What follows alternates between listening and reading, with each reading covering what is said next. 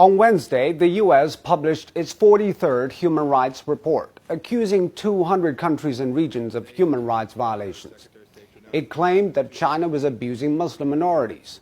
Well, the next day, China responded with a report on the human rights of the U.S. The Chinese report criticized the U.S. for racial discrimination, economic inequality, massive incarceration, and refusal to close Guantanamo. I read online comments on both reports. Interestingly, there are people on both sides who have doubts about the seriousness of it all. I'm alarmed by how divisive this could be.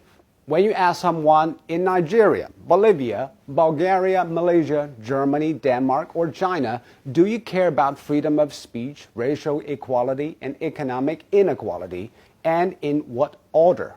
I bet they will have different answers. I believe in the eyes of many in the developing countries, freedom from want and fear is the number one human right. That is why the Chinese and Americans see Xinjiang differently.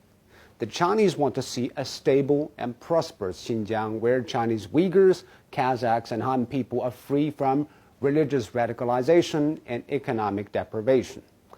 I talked to a CGTN journalist who just visited a vocational training school in Kashgar. What he saw is probably not a utopia, but definitely a school to learn, a chance at a better job, and a place for good. Social justice and individual rights and freedoms are not Western any more than they are Chinese. Rather, they are socially constructed in history and realities. But I guess I can never have the ears of some Americans who refuse to listen. The U.S. always boasts to be the greatest hope of freedom of mankind. But even during a pacifist Obama presidency, the Americans dropped 26,000 bombs on 7 countries in a year. And America wants to make the world in its own image. But look at the places it has tried. In Grenada, in Guatemala, in Afghanistan, and in Iraq. Uncle Sam's missionary passion is morally questionable and practically impossible. A citizen has human rights, but also rights to his culture, history, and community. As German philosopher Johann Fichte pointed out, every nation is entitled to its own political autonomy.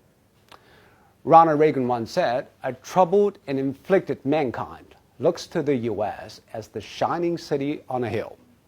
Yes, the U.S. shines, but there are lights elsewhere, and there are hills all around. We are all imperfect. In order to remedy the problem, we must be humble. Human rights is not mathematics. There is no universal equation.